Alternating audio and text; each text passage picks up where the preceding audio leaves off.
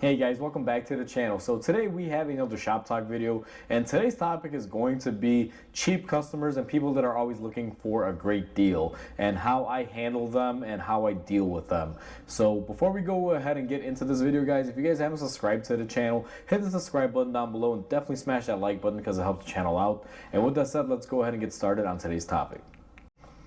Alright guys, so this is a pretty dreaded topic, and I'm not making this video to offend anyone or to seem like I'm that type of guy or a bad guy in any way, shape, or form. I just want to throw that out there.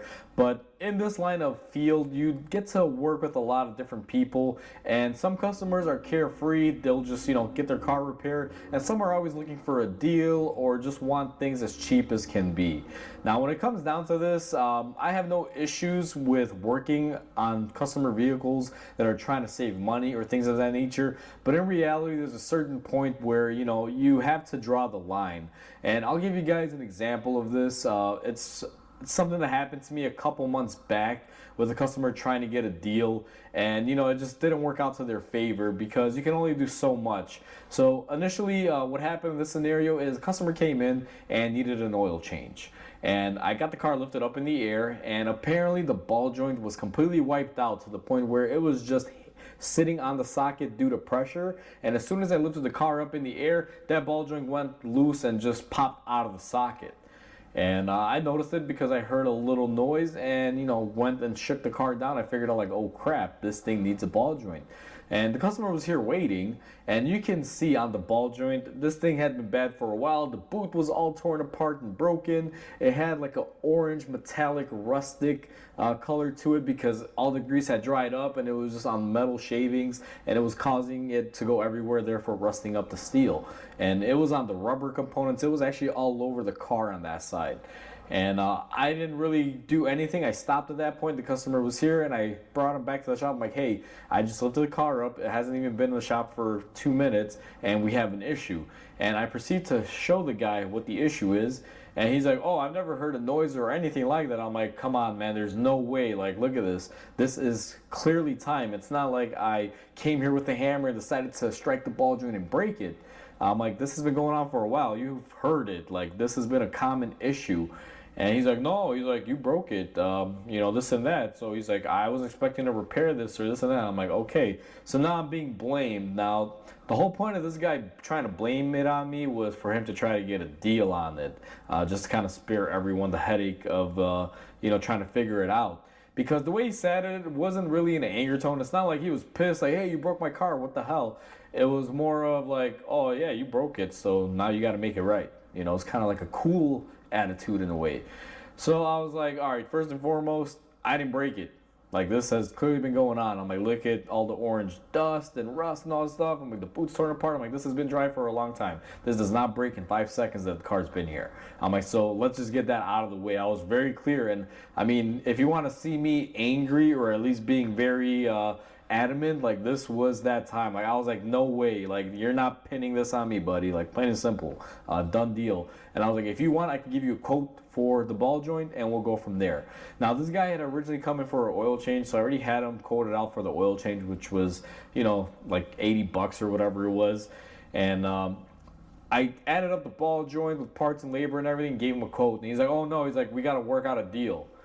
And I'm like, what type of deal? Now, I already was, ready to be like, nope, nope, nope, like, not happening. But in my mind, I was like, all right, let's hear him out. Let's see how ridiculous this is going to sound to me. Maybe I'll have a good chuckle at it. Because I knew it was going to be something stupid. And this guy's like, well, here's the thing. He's like, came in for an oil change and you broke my car. And he kept saying that. And again, it wasn't my fault. He's like, so how about we do this? He's like, give me the ball joint for X amount. Now, to give you guys a number here, let's say the ball joint was costing him $300. He basically wanted it for half price. So he was like, if I quote him 300, he's like, oh, well, let's do the ball joint for 150 and then give me the free oil change for my pain and suffering. And I was like, oh, hell no, like, not happening. Like, at that point, I was like, you know what? I will lower the car, I will put the ball joint back in the socket, and you can drive it out of here and let your tire fall off. I really don't care at that point. And then you can tell he didn't want to do that because he knew about the issue. You can tell it was just a certain way in his demeanor that, I already knew he knew what was going on. He was just looking to blame someone and try to get a deal on it, thinking that I was going to get suckered out. And I was like, listen, the price is the price. You will pay for your oil change and you will pay for your ball joint. Now, I haven't done the oil change, so therefore you don't have to do that. You want to just fix the ball joint? If there's a money issue, we can do just that. But the price of the ball joint is what it is. Said and done. Like, I'm not moving it. Like, you want to do it or not? Otherwise, I will lower the car. I'll pull it out of the shop. I'm like, I already have enough pictures and enough evidence to prove that I'm not the one that caused this in case you try to come back at me later on with anything. But as far as I'm concerned, like, it's done. Like, that's the price. And he started talking about, oh, well, you're doing this because now I'm stuck here and this. I'm like, no, you're not stuck at all. I'm like, you can call a tow truck. If you want, you can even drive it out, although I wouldn't suggest it. I probably wouldn't. Just for sake of use, because here in Illinois, guys, there's no law that says I can keep the car here forcefully if they're not doing repairs or they refuse to fix it. There's no sort of law that a mechanic can hold a car to get work done on it like in other states that have inspections. So technically that car could drive out of here and lose a wheel and I can't do anything about it. It's just how it works here. So either way, I pretty much gave the guy the choices and he just looked at me. He was pissed off and he's like, come on, man, give me a deal, this and that. And at this point, I was like, okay, let's get this guy to admit that he knew about it. And I told him, all right, you know what? You want a deal? I'll give you a deal, but be straight up with me. Have you known that ball joint was bad? He's like, yeah, it has been this and that. So now this guy is literally selling himself short, which, I don't know. I mean, whatever. It is prerogative. If he wants to, make himself out that way and sell himself short, it is what it is. But I at least wanted to hear it from him because I was sick and tired of him saying, oh, you broke it, when it clearly wasn't my fault. So I was like, okay, cool. I'm like, thanks for being honest. Now, the whole point after that was I was like, I pretty much got him to admit that by saying I'll give him a deal. And I'm like, here's the deal, all right? I'm like, because this happened here today and you weren't expecting it, I'll give you the oil change for half off and the ball joint, you got to do it for whatever it is. Again, trying to work with them at that point because an oil change doesn't really make me that much money and I have more to profit off of a ball joint than an oil change. So I figured if I gave him an oil change at cost or a little bit below cost, which is a couple bucks less, if I went half off, I would pretty much be down like $15-$20 on the oil change, which is fine. I'll lose $20 in order to make, let's say 150. That's fine. Lose a 20, gain a 150. So in the end, I make 130, which is better than making just 20.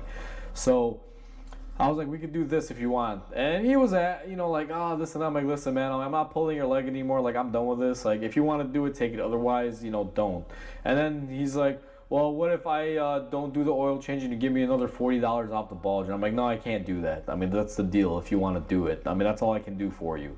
And in the end, long story short, he wound up getting the oil change and he got the ball joint done.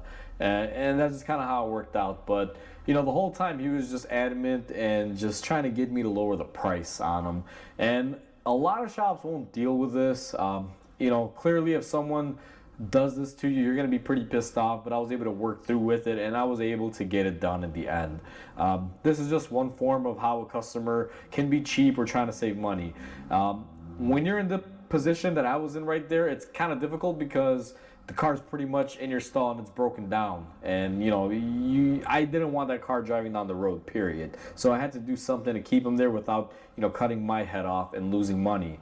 But in the end, that scenario worked out. Now, another scenario that can usually happen is just someone comes in and they're always trying to get the best price. A very common thing that people will come in here and do, like, hey, I want to do my brakes, but if you give me a good price, I'll bring my wife's car too, and this and that. And I tell them, listen, I'm like, I want to earn your business, but I'm also not going to just sell myself short either. So, I can give you proper quotes and my work will speak for itself. Or they'll come in here and they'll be like, hey, I want to do tires. Give me a free oil change or free this. Like, they're trying to do something like that. Or they'll come up to you with the line of, hey, can you do this for this price? And you'll be my number one mechanic. I'll keep coming back. Well, in reality, if you think about it, if you're already undercutting me on this repair and you want me to give you a deal so you can come back so you can undercut me again and get another deal, like, no, I don't want that. That's not the type of customer that I want in my shop all day, every day for repairs because, sadly, I got to make profit, and how are you going to make money giving people deals, especially the same guy? It's almost better to not lower your price and keep it firm, and that way you kind of stop attracting the wrong crowd, I guess you can say. That has happened to me.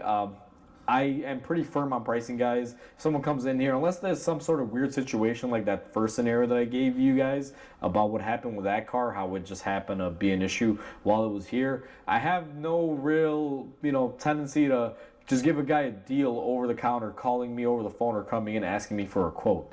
I'll usually pretty stick firm to my prices because I try to be competitive. I try to price myself right where I should be and with a little bit of an advantage so I can retain customers and keep them coming in.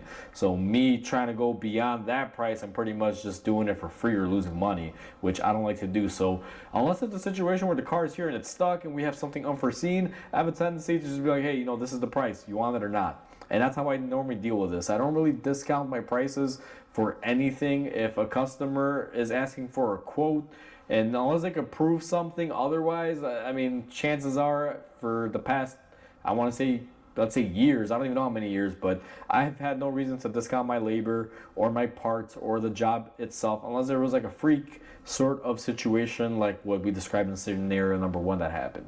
And overall, just don't lower your standards. I know a lot of shops in the area, they're pretty firm on prices. They're like, hey, this is what it is. They may work with you and knock off 10 or 15, 20 bucks, something like that. And I'm not opposed to that.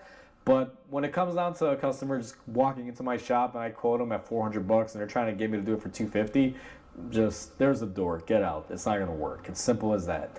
And that's how I deal with cheap customers or people trying to get a deal, guys. I hate saying this, but in today's world, there's not a whole lot of room there because there's so many shops, especially in my area, that people will call around and get so many quotes. And I try to be competitive. I'm usually coming out at being, number 1 or 2 as far as competitiveness, just depending on the day. I have a shop near me that just sometimes will just lose money just to get the job and hopefully retain that customer, which I'm not about. You gotta, in order to keep going forward, you gotta make money. You can't just give yourself away for free in hopes that they'll come back, and lose money on something. But either way, guys, that's how I deal with this. Hopefully you guys enjoyed this video. I feel like I kind of rambled here quite a bit, but I just wanted to kind of give you guys a little bit of insight as far as for me, the shop owner. And like I said, if I don't have to deal with it, I prefer not to deal with these types of people. Not because I can't make money or anything. It's just, it's not worth the headache. And sometimes if you wind up saying the wrong thing or you don't go for it, they can, make your life a hassle. I've had people that one time, just because I wouldn't give them a price, they told me, well, we're going to put a bad review up for you if you don't give us this price, kind of blackmailing me.